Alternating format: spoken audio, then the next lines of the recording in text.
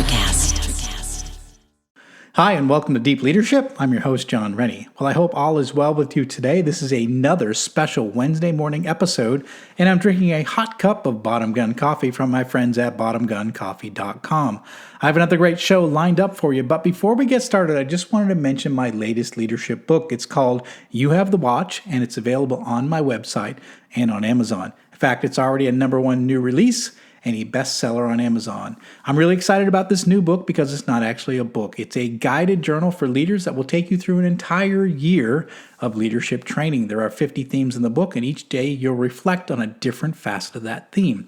This journal is designed to be on your desk at work for you to read and reflect on for about 15 minutes each morning.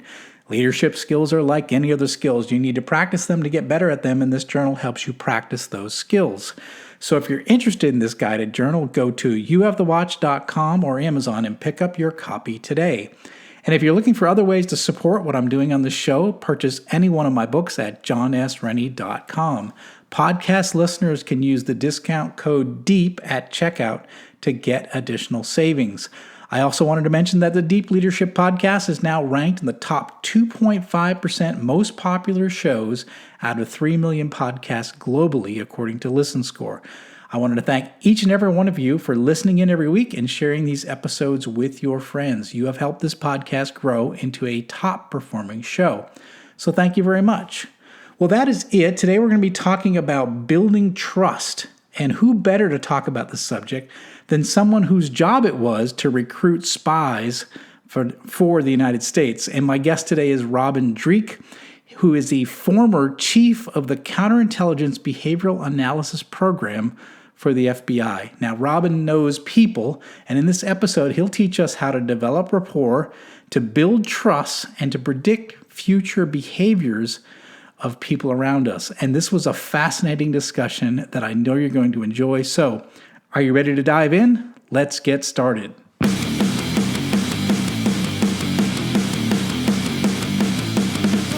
Welcome to Deep Leadership. Leadership is a people business. That's the philosophy of your podcast host, John Rennie. As a former Cold War submarine officer who spent 20 plus years leading businesses in corporate America before starting his own manufacturing business, he knows that leadership matters. Are you ready for some real-world actionable advice from John as well as his expert guests? I'm ready. The show starts right now. Welcome to the Deep Leadership Podcast. Today I'm joined by Robin Dreeke. Robin started his career as a Marine Corps officer, then moved to the FBI, where he was a special agent and chief of the Counterintelligence Behavioral Analysis Program. He is a best-selling author, a professional speaker, trainer, and podcaster. He is the author of 3 books. Now listen to these titles. It's Not All About Me, The Top 10 Techniques for Building Quick Rapport with Anyone, The Code of Trust, An American Counterintelligence Expert's 5 Rules to Lead and Succeed, and Sizing People Up, a veteran FBI agent's user manual for behavior prediction. Now, he's an expert on the subject of trust, and I'm excited to have him on the show to talk to him about it. So, Robin, welcome to the show. Hey, John, thanks for having me. And yeah, you can see a theme kind of developing in my life. Absolutely. That's why I had to read the titles of these 3 books, because they're all interconnected, and all 3 of these are really important for leadership. So I really wanted to get you on the show. I'm excited that you're here to talk about it. So maybe get us started off a little bit about your career. You had a really interesting career. You went to the Naval Academy, you went to the Marine Corps. After the Marines, you went to the FBI, had a long career there before you started your own business.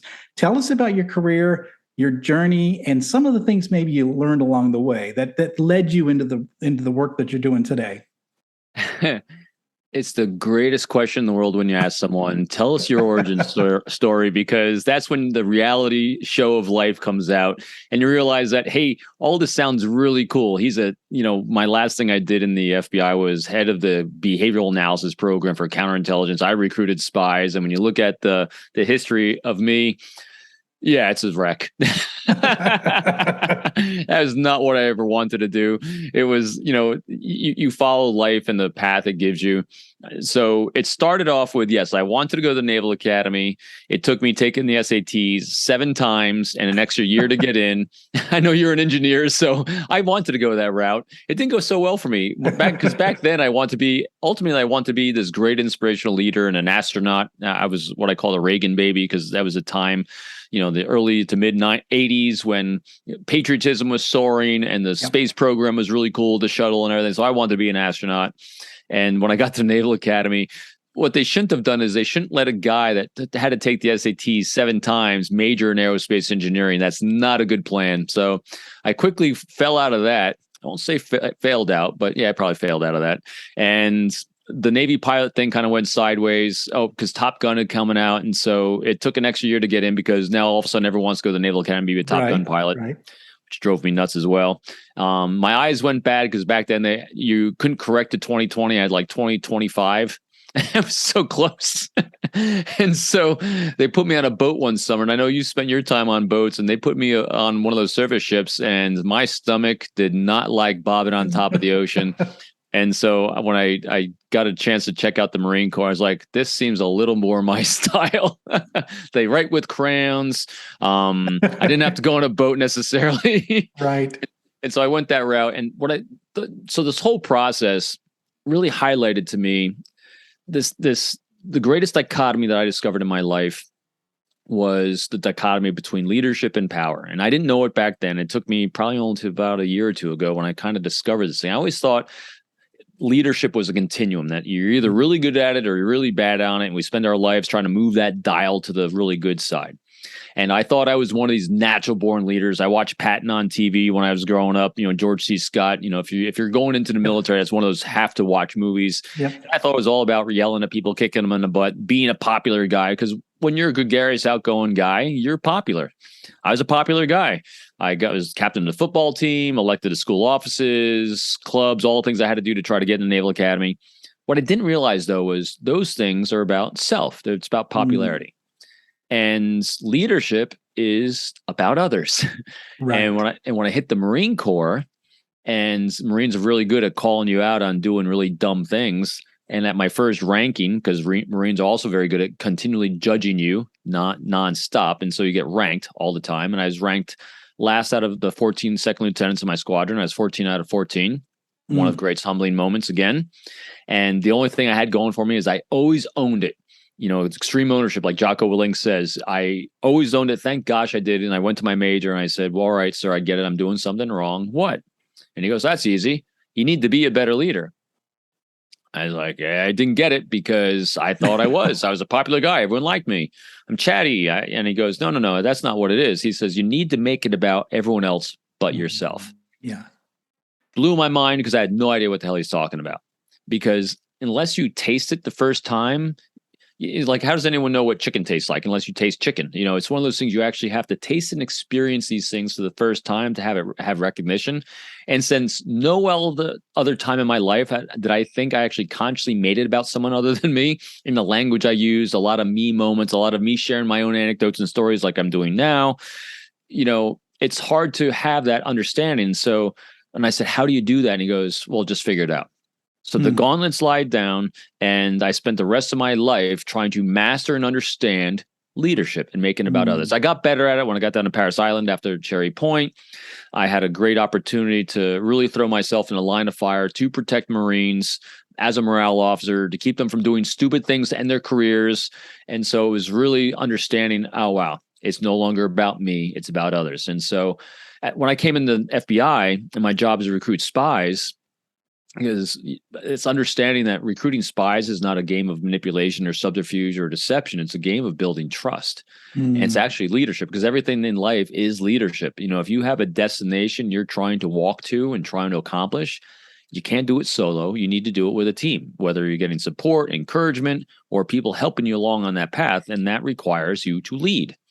And so if you have a goal and destination in place and you have to build relationships and forge trust in order to accomplish it, that's leadership. And so same thing with recruiting spies.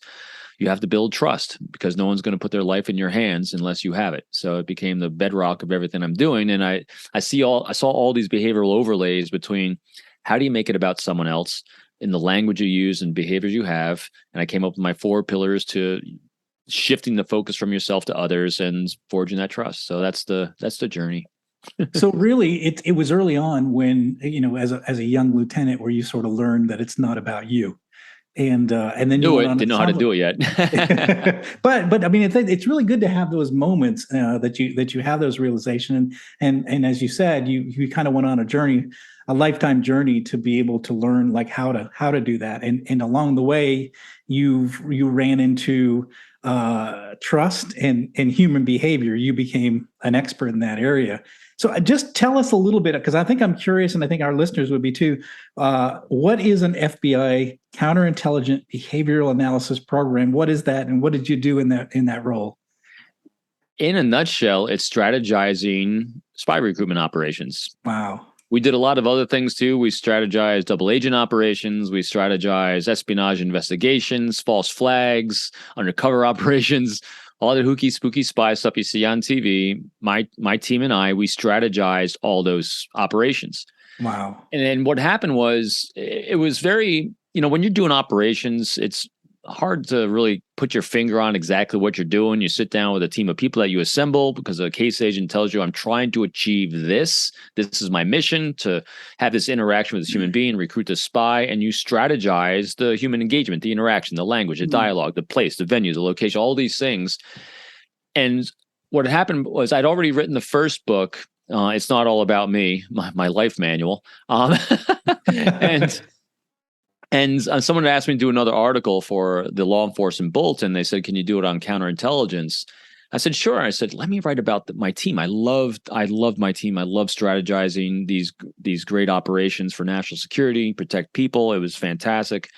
And that's the first time I kind of took that step back and had that 30,000 foot optic and said, what are we actually doing in all these operations? Whether it's an interview or recruitment, because all these operations really is you're selling a product, you're selling a service of American patriotism to people who generally don't want to buy it.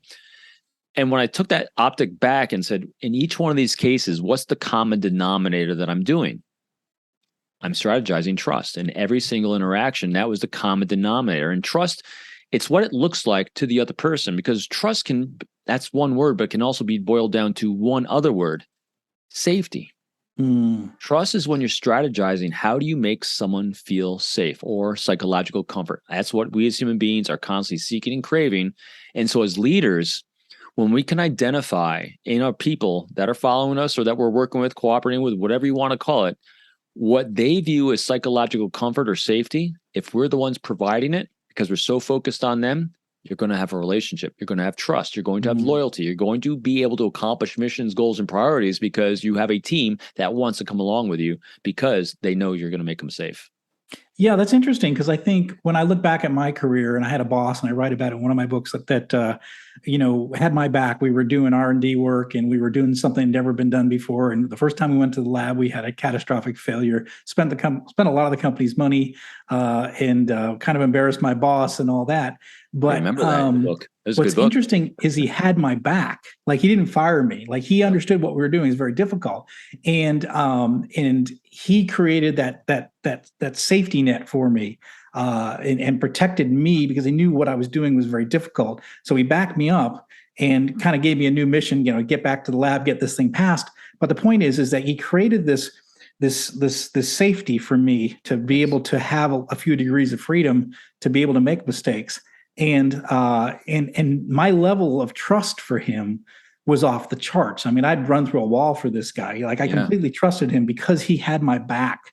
And I think what you're saying is that when you do have that level of trust, there's a feeling of safety that I trust you with. In your case, I trust you with my life, right? Right. And in the case of my boss, I trusted him with my career. He was going to look out for me. And when you do that, you create loyalty to the person that's created that trust boundary, if you will, or that safety boundary.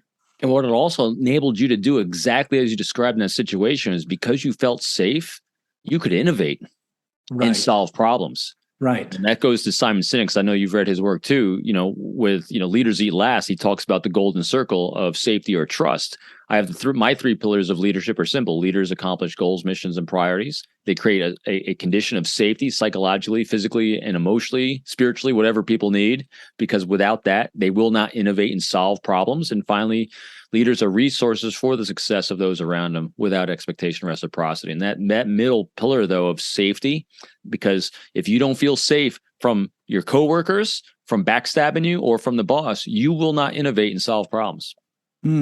That's absolutely true, because if you're running in fear, you're not going to take chances. And fear is what leaders help people overcome. Yeah, absolutely. So I wanted to just go through some trust issues with you in the context of your three books, because I think it's trust applied in three different unique ways. And I think that might be a way to approach it. So your first book is called It's Not About Me. And as you mentioned, it's your life story. But in there, you're trying to help the reader. How do you build a quick rapport with others?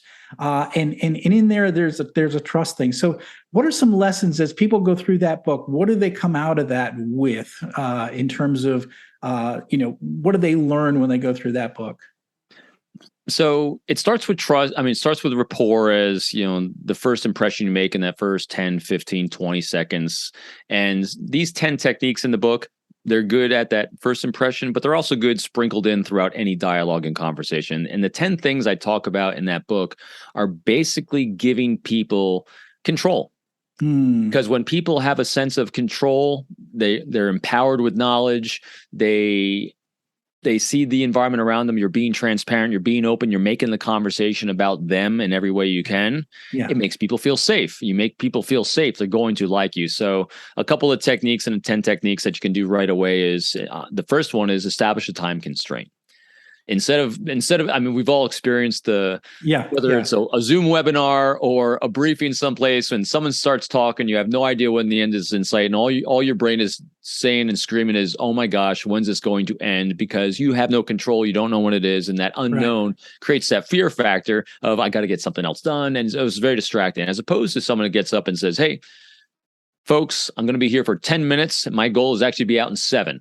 Now I'm engaged." Or when you sit next to, and we've all experienced things where you're sitting at an airport and some stranger sits next to you or at a bar and says, and just initiates a conversation out of the blue, shields go up because you're literally saying to yourself, when's this ending? As opposed to someone saying, "Hey, I got to leave for work in like 50 seconds. Mind if I ask you a quick question? I'm in the market for a new cell phone. What do you think about yours?" Seeking a thought and opinion, making it about them, saying I'm leaving. When you're recruiting a spy, you can do the same thing. Instead of walking up to an intelligence officer from a foreign country and saying, "Hey, do you want to cooperate with the United States government?" Shields up, oh my gosh. As opposed to, "Hey, how about this? We don't have to say what I do and what you do. It's kind of an unwritten knowledge here. If you'd like, let's maybe get together for a cup of coffee or two over the next month. I'd love to hear what kind of challenges and priorities you have. I'd love to share some of mine with you. And if we think we might have any collaboration or potential overlap areas, we might be able to be a resource for each other. Great. If not, we'll go our separate ways." Again, I got a time constraint, got 2 cups of coffee 1 month. I'm seeking their thoughts and opinions because those are these overlapping 4 pillars of communication to shift the conversation from us to them. It's really simple. Number 1, seek their thoughts and opinions instead of sharing yours. Number 2, talk in terms of their priorities, challenges, and pain points instead of yours. 3, validate them without judging them. And this is having non-judgmental curiosity. Curiosity is the greatest mitigator of all things when you do it without judgment. Matter of fact, I just finished Leonardo da Vinci's biography. And here's a guy that I all of a sudden noticed was beloved by all history. Everyone knows the name Leonardo da Vinci. Most people don't know, back in the 1400s, being a homosexual was not a good thing. People got killed for that. He was, but he's still beloved. You know why? Non-judgmental curiosity. And Benjamin Franklin, same thing. The world loves Benjamin Franklin. Why? Non-judgmental curiosity. And so that's a great thing. And finally, number 4, you empower people with choices. When you do one of those 4 things, the entire conversation shifts from you to them. Their dopamine's going, their serotonin, all the pleasure centers, the brains are firing because they're saying, this person is making it about me and I feel safe. So there you go. So the first book is all about that. Well, it's absolutely, it's so important as a leader, whether it's you're talking with an employee, you're talking with a potential customer, you're talking with a vendor, you're talking with, in my case, I run a manufacturing business. So I'm dealing with local community issues. Is that you're building these relationships, and all that is an important part of leadership, and all that you explained is funny. I had friends out last weekend. They came over to our house for a nice dinner, and at the end of the night, they were taking off, and the gentleman, the friend of mine, he said to me, we love coming over to your house because you always make it about us and not about you.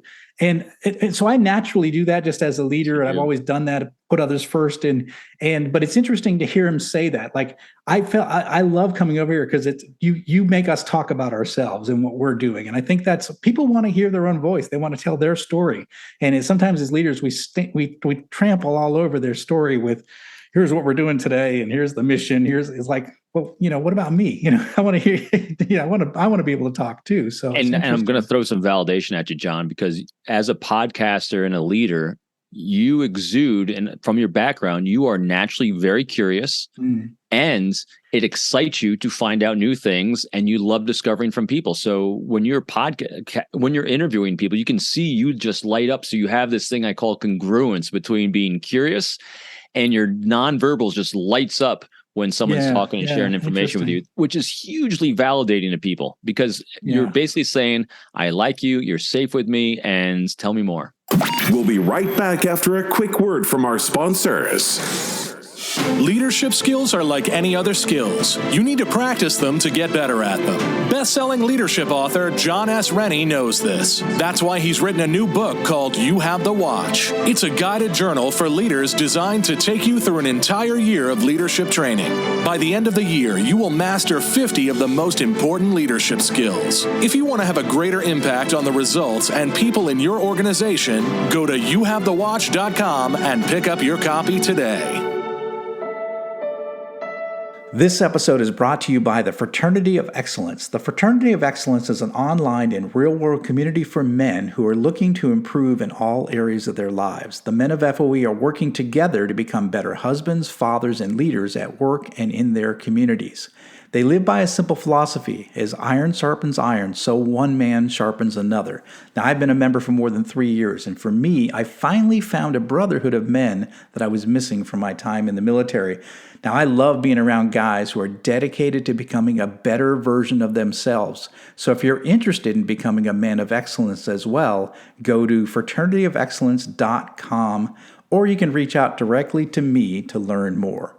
Your next book, sort of, you make a little bit of a shift there, and this is called The Code of Trust. And now you're kind of more talking about inspiring trust in others as a leader, building a culture of trust in an organization as the leader. So you're shifting gears, one sort of like one-on-one relationships, and now you're talking about in a leadership role. So what are some things that we learn when we go through that book? It's like everything, it's a progression. The first one is kind of 10 things you can sprinkle in throughout dialogues and conversations, and can be a little more transactional if needs be. But the Code of Trust is more about, all right, now we're going to move on from transactional relationships into long-standing relationships, partnerships, collaborations, all the bigger things. And what it comes down to is my 5 steps that I really highlight if you're going to. And the funny thing is, 5 steps where it's cognitive, but it actually is ensuring genuine and sincerity too, because you're literally forcing yourself to think and make it about the other person when engaging. So step 1 is pretty simple. What are your goals and priorities? Basically, what's your why, the end goal, and what are your means goals, your what and your how you're going to get there. Now, the next part of this is identifying what relationships, what people do I need in my life as a leader to accomplish the why and the what and the hows. You might have them on board already, you might not, but whatever it is, you need to identify at least 3 personal, 3 professional, if not more. What's your team you need of the human beings you need to make these things happen? Part 2 of this second step is now you have to identify that. You have your people. Now we have to forge trust with these people to have them on board. Second part is, what are their priorities? What are their priorities, challenges, pain points? Because if you don't know what's important to them, you're wasting your time when you're communicating. When you hire someone, they better have a lot of, now here's the onus on the owner, going back to extreme ownership here. They have to understand the why.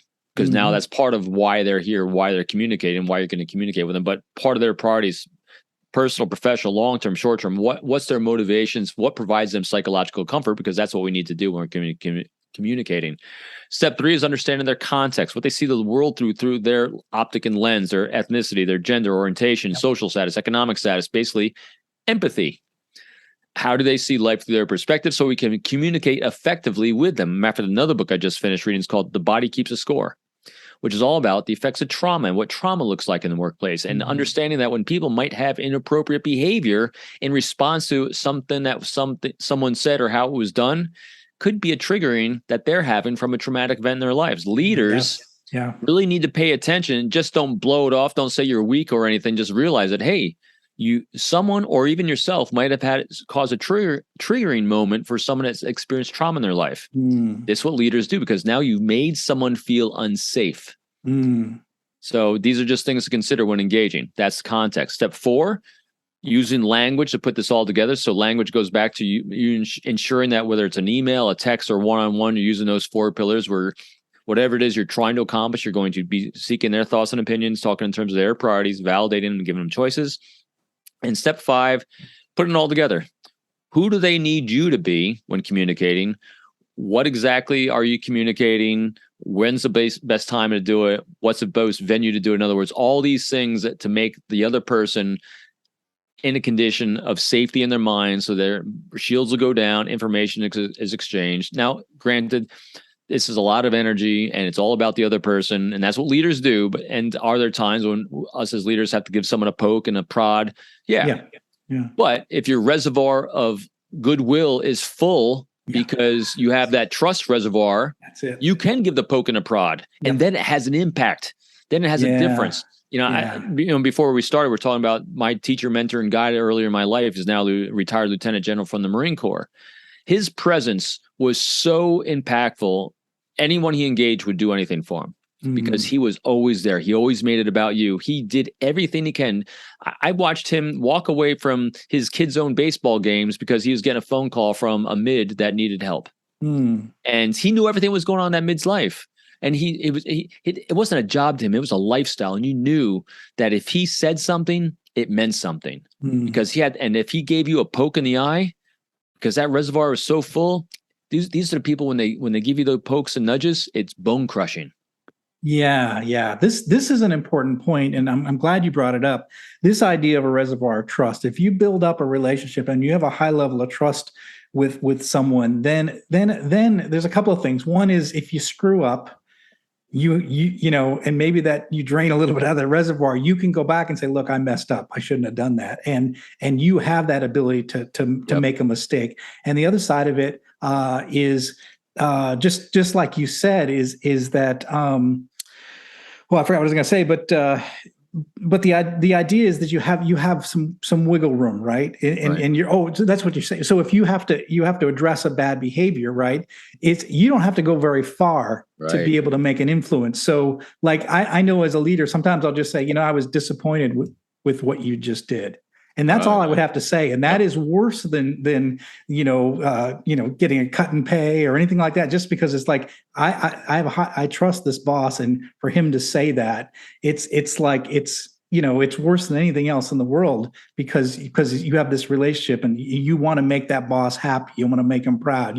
So when you say you're disappointed in their behavior and something, it's like a knife in the heart, right? And you know why it's so effective too when someone has that kind of trust with you, and they have that a lot of times because they have that presence, because they know you, and you know that they know you. In other words, you no longer are trying to prove yourself. You know that they see your goods, your bads. They know you inside and out, and so you no longer have the inappropriate, insecure behaviors around them because you feel very secure. They make you feel secure about yourself. Yeah. That's why when they say something, you no longer have to respond inappropriately trying to defend yourself because you know. Right. They see you. Yeah, because mostly you're saying like, look, I know who you are, and your performance is always at a high level, but something happened here, and can you talk to me about that? There you go. And it's just like, because you're acknowledging that, look, you're a very high performer. You've built, we've built a relationship together. I trust you, you trust me. But what you just did, it needs to be, we need to talk about that. And it was beautiful about that too. It allows the leader to be transparent about, good, bad, indifferent, it's so powerful. It's impactful. It means it can even, it allows you to have a lot of clarity of words, concise, because you don't, because you have that reservoir. You see each other, which is fantastic. Yeah, I really like that a lot. So one of the things, let's shift a little bit to the last book, because this is kind of interesting. So in this one, it's called Sizing People Up, right? And here you're now talking about how to really determine maybe like the future behaviors of a person. So how to be able to, looking at their present actions and be able to sort of predict future behaviors. Now that's kind of interesting. That's kind of next level stuff. So talk about like that book and what you're trying to accomplish. What do the readers get when they go through that? Sure. So what I was noticing, because the first two books and everything in my life was so focused on trying to understand human beings and how to interact with people more healthy and productively and create those good, healthy, trusting relationships, I started realizing that, wow, human beings are very predictable. In other words, everyone is always going to act in their own best interest. We're genetically and biologically coded to act in our own best interest in terms of what the other person thinks is their safety, security, and prosperity. All I have to do is figure out what you think that is. I now can predict your behavior. And so these 6 signs of sizing people up or predicting behavior is assessing the relationship from their standpoint. Because what I'm trying to do is, so the first 2 books are about my behavior. The last book is about assessing what the other person sees the relationship as from their point of view. So I can manage my expectations as a leader, because as leaders, a lot of times we have this word called hope. We hope someone performs up here, but if we didn't really take an honest assessment of where they're at and what they're capable of, they fall down here. And if they fall lower than our hope, we get resentful, we get angry, we get frustrated because we mismanaged our expectations. So really assessing others is about managing our expectations. So as leaders, we can either provide the training, guidance, and mentorship someone needs to raise their level if we need them to raise it, or if their level's fine exactly where it's at, we know what to expect. And now if they fall short of it, because we've spent so much time understanding them, that means that they've had a pain point that has entered their lives, and us as leaders need to understand, all right, we have a pain point, we have a priority and a challenge just arose. What am I going to do to help this manage it for them? So it really helps us focus on the other person, how they see the relationship. So the 6 signs really quickly are: 1, are the actions that they're taking, the words, deeds, and actions. Are they, what's the first one? It's vesting. That's it. Sometimes it slips my mind. So the first one is vesting. Are they taking actions that is as much in our interest as it is in their own? The second one is longevity. Are they taking actions that are demonstrating they're looking for a long-term relationship and partnership and work together? Third is reliability. Can they actually do the things they're going to do, and they actually have the energy to follow through on it? The actions is the one after that. In the words, we've all heard this: if I see you doing something once, twice, or 3 times, the likelihood of you continuing the same way is pretty high. It's also a definition of crazy. Right. If I see you do it a couple times, likelihood you're going to continue doing that way. The 5th is language. Are they using good language back at me? In other words, we talk about those 4 pillars: seeking thoughts and opinions, talk in terms of priorities, validating given choices. Are they using that language with me? And the final 6th one is emotional stability. When things hit the fan and chaos ensues, how well do they maintain a cognitive emotional stability to work the problem? So in a nutshell, those are the things I'm looking at. And also as leaders, those should be 6 things that we're giving off as well. Yeah, interesting. So how do you see, having the ability to sort of, if you will, predict future behavior, how does that help us as leaders? It really comes down to me as managing expectations. It helps me understand that if I have a certain task or assignment I'm going to give to someone, and if I have a choice of 3 people and I give it to one, I can reasonably expect what I can get from performance from this one person, because it forces us to focus on them and their actual performance in measurable behavioral ways. Behavior can be very subjective, obviously, but this makes it so many behavioral observations that the subjective becomes objective, because under each one of these 6 signs, I have 10 positive behavioral tells and 10 negative behavioral tells for each one. It makes you fill out that leadership notebook, as I call it, with lots of data points and information on understanding others. So that's what it's good for, is really understanding Who's on your team? So it's interesting because a lot of the things I write about is that leadership is a people business, right? It's all about, motivating a group of people to get something done, right? It's just, it's a simple thing.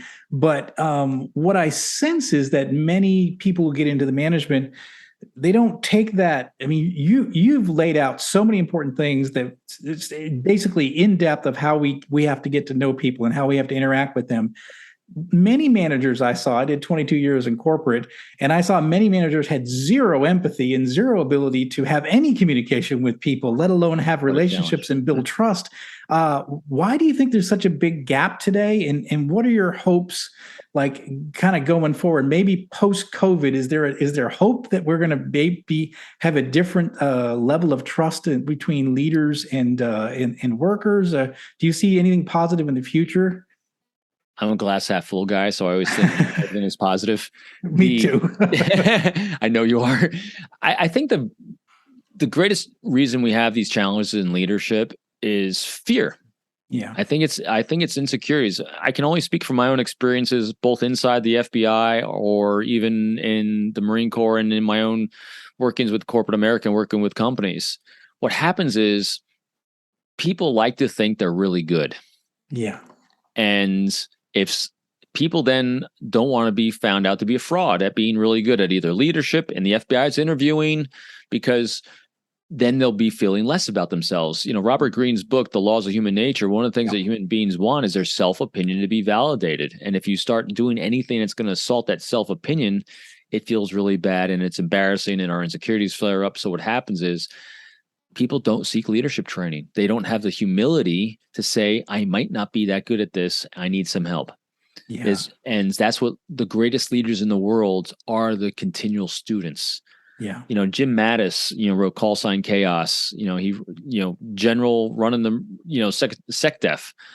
These are consummate learners and readers. One of the things I loved in his book, and he said numerous times throughout his career, was everyone thinks I have these brilliant answers. I don't have any answers. I would just read a lot of history. That has all the answers. I've learned from everyone else what the answers are because everyone else has been through it before. All I have to do is have the humility to realize I don't have the answers and I'll find them.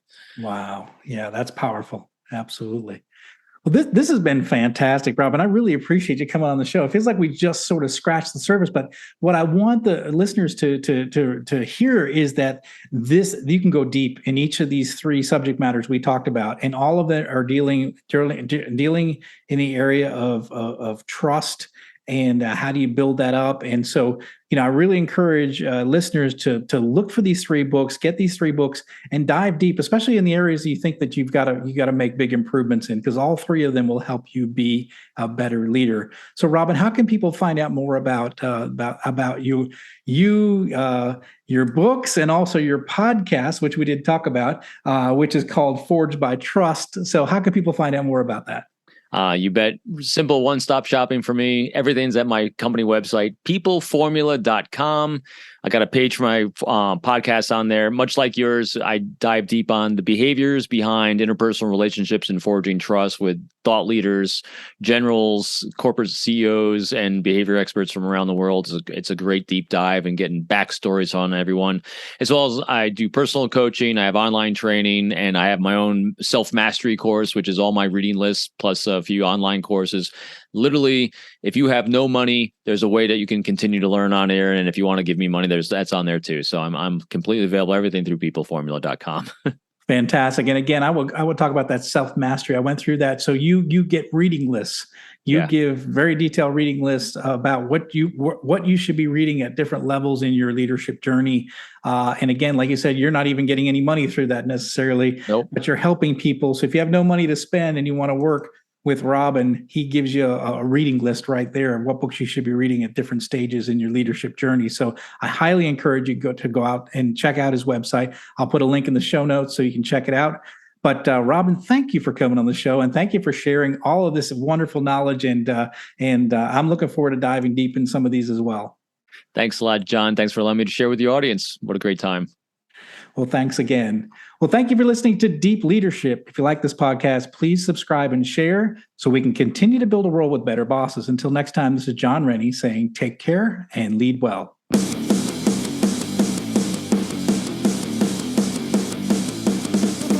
Thank you for listening to Deep Leadership. Thank you. Thank you. Thank you, thank you, thank you for all you do. We hope you enjoyed today's episode.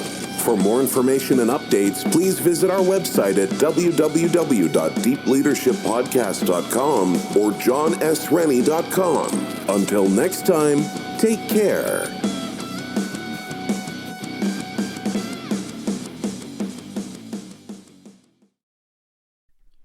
Welcome, explorers of the human experience. This is Let's Talk Soul, and I'm your host, Claudia Monicelli.